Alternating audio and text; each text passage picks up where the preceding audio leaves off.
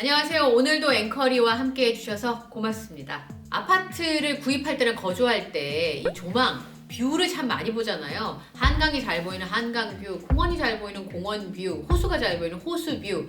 그런데 요즘에 이 왕릉뷰 때문에 밤잠 못 자시는 분들이 많이 있다고 하는데요. 왕릉뷰에 담긴 안타까운 속사정을 보시기 전에 구독, 좋아요, 알림 설정을 부탁드리고요. 지금부터 앵커리의 픽 시작하겠습니다.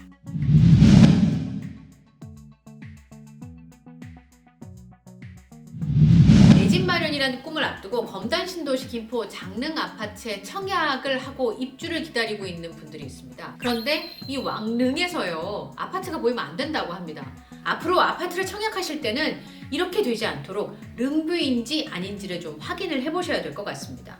왜냐하면 김포 장릉 아파트뿐만이 아니거든요. 지금부터 고심을 하셔야 되는, 신중하게 고르셔야 되는 릉뷰 아파트들을 소개해 드릴 테니까 영상 끝까지 시청하시기 바랍니다.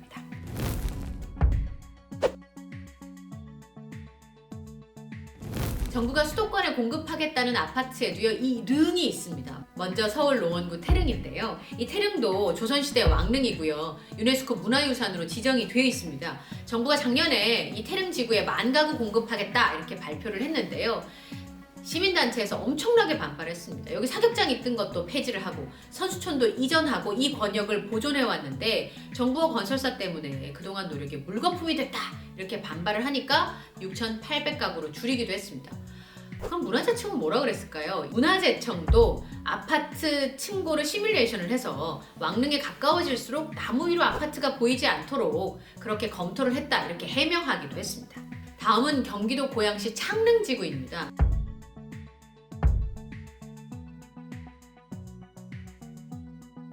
문재인 정부가 야심차게 발표했던 3기 신도시에 이 창릉지구가 포함이 되어 있는데요. 이 개발 용지의 일부가 왕릉 5기가 들어가 있는 서울릉에 500m 내에 들어가 있습니다. 문화재 보호 논란이 있을 수밖에 없는 그런 상황인데요. 실제로 유네스코는요, 이 창릉 신도시 계획이 서울릉 지구에 미치는 영향에 대해서 한국 정부에서 답해줬으면 좋겠다 이렇게 요청을 한 것으로 알려지고 있습니다. 창릉 신도시의 경우는 사전 청약이에요. 그러니까 만약에 이 왕릉 경관 문제가 해결이 안 되면 청약이 한없이 미뤄질 수도 있고요. 최악의 경우에는 아파트 입주를 못할 수도 있는 그런 상황이 발생을 할 수도 있습니다.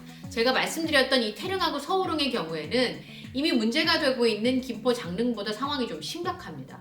우선 왕릉하고 김포 장릉보다 훨씬 더 가깝고요. 그 다음에 여기에 들어가는 가구 수도 훨씬 더 많기 때문에 문화재청이 김포 장릉은 안 된다고 했는데 서울릉하고 태릉을 허가해주면 형평성 논란이 있을 수 있고요. 그 다음에 건설사의 아파트 건설을 허가하지 않으면 그러면 정부에서 발표한 10,000가구 이상 굉장히 많이 공급하겠다고 했던 주택 수에도 문제가 생길 수 있습니다. 그리고 오래된 것도 있습니다. 마지막으로 소개해드릴 서울 송파구의 풍납토성 일대인데요.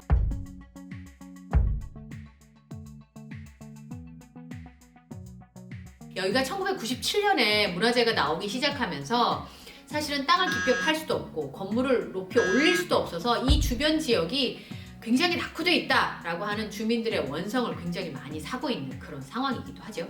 땅만 보고 걷다가 보면 전봇대 이마 부딪히는 경우 생기잖아요. 국토교통부는 집만 짓고 문화재청은 문화재 보호에만 신경을 쓰다 보니까 문화재 주변에 살고 있는 사람들의 목소리에 귀를 제대로 못 기울인 그런 결과가 이번 이런 결과로 오지 않았나 이런 생각이 듭니다. 요즘 아파트 한 채 사는 게 일생일대 프로젝트잖아요. 좀 신중하게 결정을 하셔야 될 것 같고요. 이 문제도 좀 깔끔하게 하루빨리 해결돼야 될 것 같습니다. 지금까지 앵커리의 픽이었습니다.